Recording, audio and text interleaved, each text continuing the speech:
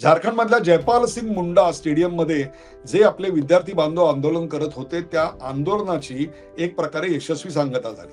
युवकांची युवतींची एकच मागणी होती की ते म्हणजे स्टाफ सिलेक्शन कमिशनच्या सुद्धा परीक्षा रद्द करा। हेमंत सोरेन यांनी 2014 पासून झालेल्या स्टाफ सिलेक्शनच्या 22 परीक्षा रद्द केल्या। त्याच्यामुळे जवळपास 2394 अधिकाऱ्यांचे जॉब एका क्षणात गेले की एका विद्यार्थ्यांवरचा अन्याय दूर करण्याकरता दुसऱ्या विद्यार्थ्यांवरचा ऑफिसर्सवरचा अन्याय आम्ही मोठा करतोय का? मुख्यमंत्री ने अपनी जान तो बचाई, क्या बच्चों को इंसाफ मिला?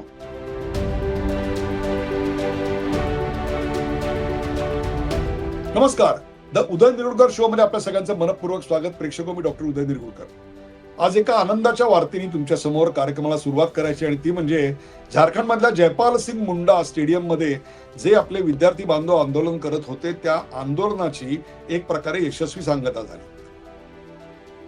झारखंड हे खनिजदृष्ट्या अत्यंत समृद्ध राज्य जरी असलं तरी तिकडे आता जॉब मागणाऱ्यांची संख्या खूप मोठ्या प्रमाणात आहे आणि जॉबची उपलब्धता मात्र कमी आहे। त्याच्यामुळे की काय, तिकडे सरकारी नोकऱ्यांना विलक्षण महत्व आहे। आता या सरकारी नोकऱ्या जर तुम्हाला मिळायच्या असतील तर तुम्हाला लोकसेवा आयोगाच्या आणि स्टाफ सिलेक्शन कमिटीच्या परीक्षा द्यायला लागतात। या दोन्ही परीक्षांमध्ये प्रचंड मोठ्या प्रमाणात भ्रष्टाचार, अनागोंदी याचं कारण त्याचं सब कॉन्ट्रॅक्टिंग अशा कंपनीला दिलेलं की ज्यांचा इतरत्र त्यांना ब्लॅकलिस्ट केलं गेलेलं आहे। हा सगळा इतिहास ताजा असताना आपल्याकडे ज्या परीक्षा झारखंडमध्ये झाल्या त्यातल्या घोटाळ्याकरता अक्षरशः संतप्त होऊन त्या विद्यार्थ्यांनी जयपाल सिंग मुंडा इथे या स्टेडियम मध्ये आपलं आंदोलन सुरू केलं। त्याला पहिलं एक यश आलं की ज्या वेळेला लोकसेवा आयोगाच्या झारखंड लोकसेवा आयोगाच्या परीक्षा रद्द करण्यात आल्या, पण त्यामुळे ते आंदोलन शमलं नाही। देवेंद्र सिंग महातो जे त्याचे नेते होते ते उपोषणाला बसले होते, त्यांना रुग्णालयात हलवण्यात आलं। त्यांची प्रकृती त्यावेळेला अतिशय चिंताजनक होती, पण उर्वरित मंडळींनी मात्र आपलं आंदोलन चालू ठेवलं। याचं कारण या परीक्षांमधला भ्रष्टाचार, अभय तिवारी यातला सगळा जो मास्टर माइंड आहे त्याचे असले राजकीय संबंध, याची सीआयडीची नव्हे तर सीबीआयची चौकशी। कारण सीआयडी चौकशीत एसआयटीचा जो रिपोर्ट होता तो 3दा बदलाला परमिशन दिलेली होती। या सगळ्या पार्श्वभूमीवर युवकांची युवतींची एकच मागणी होती की ते म्हणजे स्टाफ सिलेक्शन कमिशनच्या सुद्धा परीक्षा रद्द करा। आता हे रद्द करण्यात प्रॉब्लेम असा होता की या हायकोर्टाच्या आदेशाने करण्यात आल्या होत्या आणि त्या गेले अनेक वर्ष करून त्यांची नियुक्ती झाली होती, ते अधिकारी सेवेत होते, ते चांगल्या पदावर होते। अशा वेळेला जर त्या रद्द केल्या तर त्यांची पदही जाणार आहेत। मग एक घटनात्मक पेच निर्माण झाला असता, परंतु विद्यार्थी आपल्या याच्यावर ठाम होते आणि हे आंदोलन हे वैशिष्ट्यपूर्ण होतं। कारण जंतर मंतर प्रमाणे इथे कोणत्याही प्रकारची रील्स नव्हती, इथे कोणत्याही प्रकारचे स्विगी झोमॅटोहून येणारं अन्न नव्हतं, अभद्र भाषा नव्हती, देशविरोधी अशा प्रकारच्या कुठल्याही घोषणा नव्हत्या, कोणतेही स्टार आलेले नव्हते। तर ती मंडळी शांतपणे आपलं आंदोलन तीव्र हळूहळू करत गेली आणि त्यांनी सांगितलं 20 ऑगस्टला आम्ही मुख्यमंत्र्यांच्या घराला आता घेराव घालणार आहोत। या सगळ्याचं कारण असं होतं की एज्युकेशन दिवसेंदिवस महाग होत चाललंय, जॉब्स कमी होत चालले आणि गव्हर्नमेंट एज्युकेशनचा दर्जा घसरतोय। त्यामुळे प्रायव्हेट एज्युकेशनकडे जायला लागतंय आणि प्रायव्हेट एज्युकेशन परवडत नाही आणि त्यातून जॉब मिळणं दुरापास्त याचं कारण त्यात मोठा भ्रष्टाचार होतोय।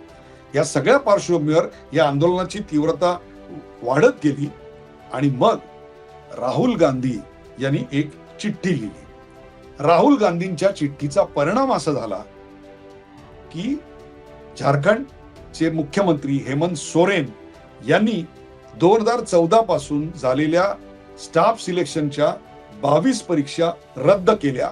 त्याच्यामुळे जवळपास 2394 अधिकाऱ्यांचे जॉब एका क्षणात गेले आणि 23 परीक्षांची आपण चौकशी चालू करू असं सांगितल्यानंतर आणखीन 2044 अधिकाऱ्यांचे धाबे दणाणलेले आहेत।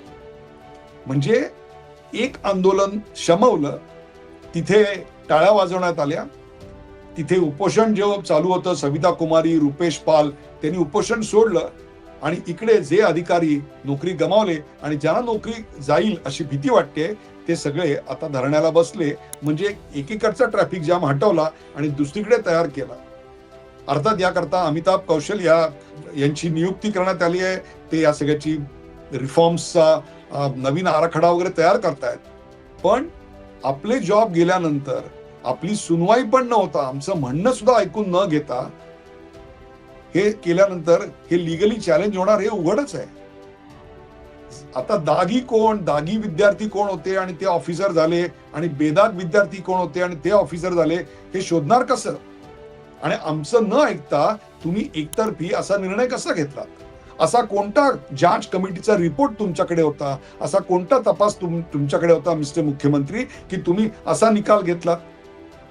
20 ऑगस्टला तुमच्या घराला घेराव घालतोय असं सांगितल्यानंतर तुम्ही हा निर्णय घेतलात का? ज्या शिबू सोरेन यांचं छायाचित्र लावून आंदोलन झालं, त्यांच्या चिरंजीवांच्या घराला आता घेराव घातला जाणार होता. मी सगळं तुम्हाला अशा करता सांगतोय की सोरेन त्या राहुल गांधी यांच्या चिठ्ठीनंतर खरंच अपसेट झाले का, हा सवाल माध्यमातून येतोय. माझ्या दृष्टीनं तो मुद्दाच नाही आता या क्षणाला. आता या क्षणाला मुद्दा असा आहे की एका विद्यार्थ्यांवरचा अन्याय दूर करण्याकरता दुसऱ्या विद्यार्थ्यांवरचा ऑफिसर्सवरचा अन्याय आम्ही मोठा करतोय का? त्याच वेळेला एक लक्षात घ्या, राहुल गांधी यांनी या ठिकाणी विद्यार्थ्यांना न्याय मिळाला पाहिजे अशी भूमिका झारखंडमध्ये घेतली, पण जंतर मंतर मध्ये मात्र अमित शहा यांचा राजीनामा मिळाला पाहिजे अशीच भूमिका त्यांनी मांडलेली होती. दोन्हीकडच्या त्यांच्या भूमिकेतला फरक काय आहे तो मी तुम्हाला सांगतो. 25 दिवसापर्यंत या आंदोलनाकडे काँग्रेसचं किंवा त्यांच्या कोणत्याही नेत्याचं लक्ष गेलेलं नव्हतं. जेव्हा शांतपणे त्याची तीव्रता हळूहळू वाढत गेली, माध्यमही दोषी आहेत, माध्यमांनी त्याला काही फारशी प्रसिद्धी दिली नव्हती. Maybe Delhi to Jharkhand 1200 किलोमीटरचं अंतर आहे, त्याचाही परिणाम असेल, आणि त्यात जंतर मंतर सारखं एक अपील नव्हतं, काही ज्युसी बातम्या नव्हत्या. हे जरी असलं तरी या सगळ्या राहुल गांधी यांच्या चिठ्ठीचा, झालेल्या आंदोलनाचा झारखंडमधल्या सरकारवर, जे सहयोगी सरकार आहे, आरजेडी, लालू प्रसाद यादव, तेजस्वी यादव यांचा पक्ष, त्याच्यानंतर काँग्रेस आणि झारखंड मुक्ती मोर्चा, या सरकारवर काही परिणाम होणार आहे का? तर अजिबात परिणाम होणार नाही. झारखंड मुक्ती मोर्चा आणि काँग्रेस यांची युती काही आजची नाही आहे. त्या युतीला आता जवळपास 12-15 वर्ष झाली आहेत. अनेक निवडणुका त्यांनी एकत्र लढवलेल्या आहेत. 2013 पासून ते एकत्र आलेले आहेत. 2019 ची निवडणूक, 2024 ची लोकसभेची निवडणूक, हे सगळं त्यांनी एकत्र लढलेले आहेत. त्यामुळे या सरकारला कोणत्याही प्रकारचा खतरा नाहीये. त्यामुळे या सरकारला कोणत्याही प्रकारचा धोका नाहीये. पण या सरकारला जर धोका कुठला असेल ना आता, तर तो सरकारी कामकाज ठप्प होईल असा आहे. कारण 2394 अधिकारी आता कामावर येऊ शकत नाहीयेत.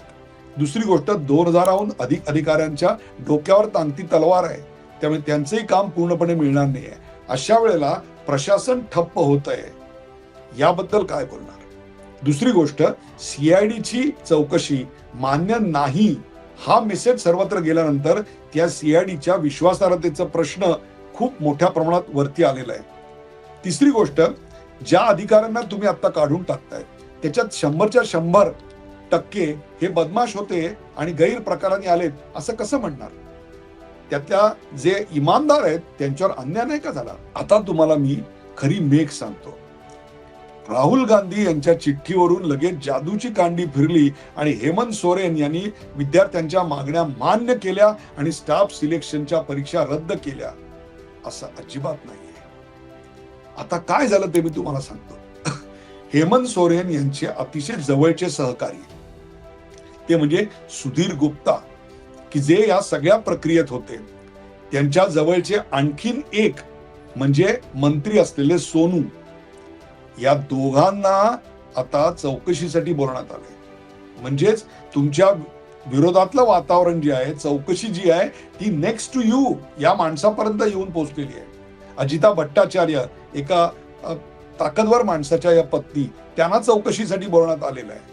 म्हणजे आता फास आवळत चाललाय आणि तो तुमच्या जवळ येत चाललाय, फंदा गले तक पोहोचा है. आणखीन एक म्हणजे विनोद सिंग, हे सुद्धा हेमंत सोरेन यांच्या जवळचे एक सहकारी, त्यांनाही चौकशीसाठी बोलवण्यात आलं. आतापर्यंत त्यांनी नाव घेतलंय की नाही हेमंत सोरेन यांचं, हे काही पुढे आलेलं नाही, पण उद्या घेणारच नाहीत असंही नाही. मग जर त्यांनी नाव घेतलं तर लक्षात ठेवा हे कितीला पडल. आलं ना लक्षात?